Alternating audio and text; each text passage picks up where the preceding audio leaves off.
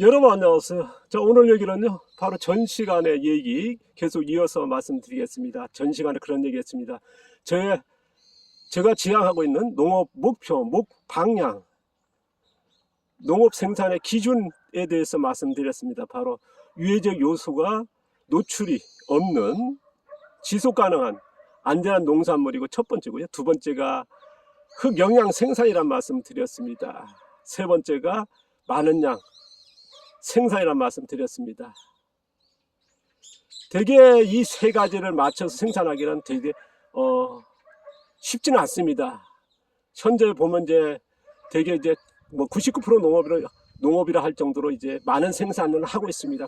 거기에는 노출되는 게 뭐냐? 유해적 요소가 많이 노출되어 있죠.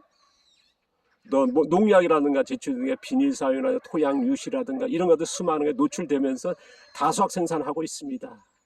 그리고 일부입니다만 또 많은 흙의 영양을 생산한 농업도 하시는 분이 있고요. 그런데 거기에서는 문제는 뭐냐 그러면 생산량이 안 된다는 겁니다. 제가 앞서 소개했습니다. 후쿠오카 마사노가 어떻습니까? 벼 같은 경우는 흙 영양 생산을 포기한 유해적 요소는 없는 안전한 농산물 생산했거든요. 첫 번째에 해당하는. 근데 다수학까지 생산했습니다. 그러나 두 번째에 흙 영양 생산을 못한 게 벼농사라고 하는 말씀을 드렸어요. 전형적인 방법이거든요. 그 밭농사 같은 경우는 어떻습니까? 유해적 요소는 없이 농사 지었습니다. 밭농사 같은 경우는요. 또 흙 영양 생산으로 갔습니다. 하지만 생산량이 안 되는 생산량은 아예 포기하는 생산이 작업도 힘든 극단적인 벼농사와 밭농사는 전혀 다르죠. 그러니까 세 가지는 충족되지 못한 게 후쿠오카 마사노부의 전형적인 농사 방법이란 말씀을 드렸습니다. 그리고 기무라 자연재배죠. 기무라 자연재배 역시 과수를 제외하고요. 벼농사나 밭농사는 어떻습니까? 전형적인 유해적 요소도 노출됐습니다. 밭갈이도 하지 않습니까? 농약도 치거든요.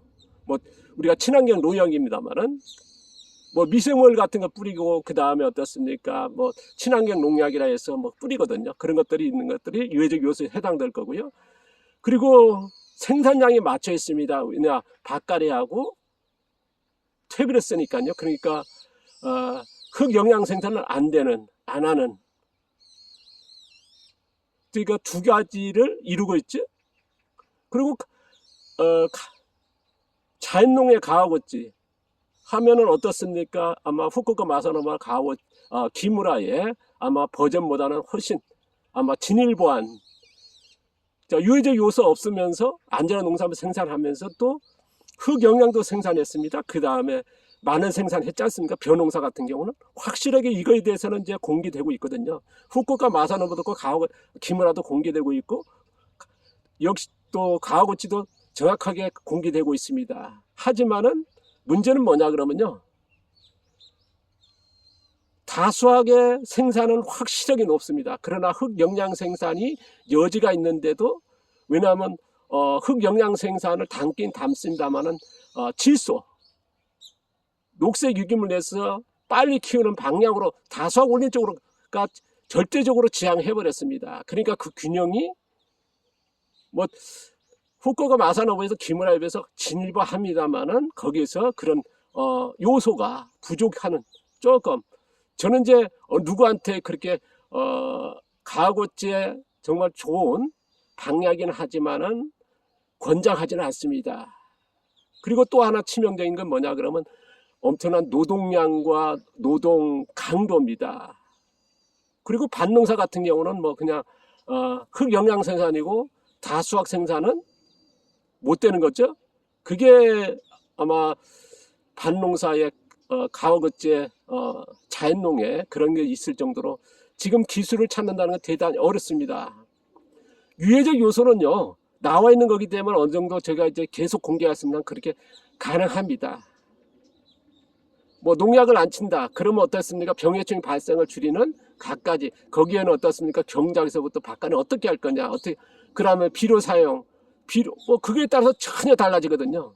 뿌리를 많이 어떻게 만들 거냐 이런 것들에 따라서 병해충이라든가 이런 것들 그 다음에 토양 유실을 어떻게 막을 거냐 그러면 거기에 따라서 어떻습니까? 밭갈이 할 거냐, 아니면 노출될 거냐, 아니면 유기농 멀칭할 거냐, 이에 따라서 정확히 나오는 거니까요. 그래서 유해적 요소는 해결됩니다. 그러니까 흑영양 생산에 대해서는 지금 어떤 기술도 나와 있지 않거든요. 공개된 기술이 없습니다. 뭐 얘기는 하지만 확실하게 담아내는, 그리고 또 하나는 뭐냐면 흑영양을 생산하면서 생산량을 높이는 겁니다. 그게 안 되는 거거든요. 이게 두 가지를 가면서 유해적 요소를 없으면서 흑영양을 생산하면서 많은 생산, 이게 지금 아까도 소개했습니다. 자연농의 대가들도 어려워하는 것이고 한쪽에 맞지를 못했던 거거든요. 그만큼 그나마 가고제 자연농에서는 벼농사에서는 상당한 성과가 있으면 밭농사는 그렇지 못한, 그렇게 그만큼 어렵습니다. 제가 이제 오늘 얘기 바로 그런 기술 찾기가 오늘 주제인데요. 정말 저도 지금 요게 몇십 년째 매달립니다면 쉽지는 않습니다. 그러나 여기에 흑영양 생산에 미치는 각각 요소, 그 다음에 유해적 요소, 그 다음에 많은 생산, 이 세 가지에 뭐랄까요, 다 엮여져 있거든요. 그 안에서는 경작은 어떻게, 파종은 어떨 거냐, 밭갈이 어떨 거냐, 비료는 어떻게 쓸 거냐, 웃거름이냐, 밑거름이냐, 덧거름이냐, 또 비료 종류, 비료 양, 그 다음 어떻습니까? 영양 생산 시기, 교대 시기, 생산 시기, 해가 짧아지고 길어지는 시기, 그거에 따라서 또 다르고 온도에 따라 다르고, 그게 다 예민하고 연결돼 있거든요. 그걸 하나하나 찾는다는 게, 그래서 정말 앞으로 몇십 년이 걸지 모르겠지만 어쨌든 기술 찾기는 해야 되는 거고, 거기에는 어떻습니까? 경험이고 이론이 나와야 된다는 거. 그래서 멀고로 먼 합니다만은 어쨌든 저는 이제 이 아까 얘기한 세 가지, 자, 유해적 요소 없는, 그 다음에 흑영양 많은 생산의 그런 기술을 찾는데 정말 숙제 같은 해결해야 될 과제라 봅니다. 감사합니다.